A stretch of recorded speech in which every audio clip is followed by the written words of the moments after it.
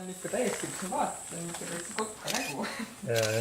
aga lihtsalt siis järgmisel või esmaspäeval tulid siis kolleegid tööle, kes on ikka targad linnuinimesed. Et siis need ütlesid ka, et ei tahaks nagu ikka uskuda, et on kotkas või see ikka on kotkas. Siis lõpuks viisime Tartusse, et tahaks niikuinii teada, et mis tal nagu siis viga on, et mis selgus, et hoopis erinev on.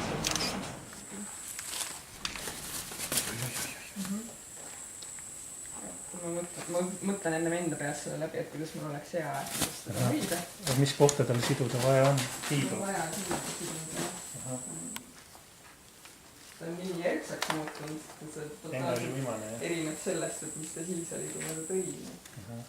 Kuule, aga vaata, nii olekski kõige parem, et kui sa saaksid nüüd võtta endale vastu suruda selles mõttes, et nüüd ta ei hakka, nüüd ta lihtsalt üritab meid siin nokkida, aga see ei tee meile midagi. Et tal on siin on siuke kerge siuke vigastus lihtsalt, et ei ole nagu, õnneks ei ole luumurda ega midagi, et tegime pildi ja seda ei tea ju kunagi, et kuhu nad ennast vigastavad, sest et ta oli lihtsalt seal kuskil tee peal ja see oli nagu jama, et siukeste asjadega võib nagu jamaks minna siis, kui kärbsed siia peale tulevad. Serilasev jõul on siis see tunnus, mille järgi teda ära tuntakse, on see, et tema ninasõõrmed on sellised pikergused. Et hiirevjõul on need ümarad.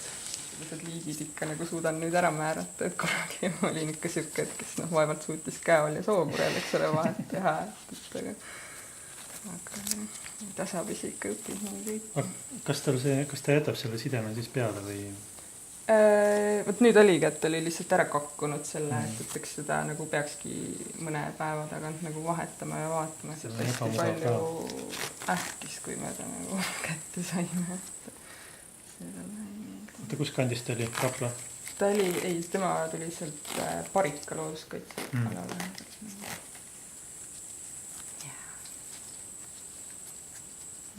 Kauaks ta umbes jääb, on ka mingi siuke prognoos? Ma arvan, et umbes mingi paari nädalaga peaks asi korda saama. Ei tea jääma kauemaks saaks. Andke midagi väga keerulist. Nii. Võtta panna inimest sinna osale.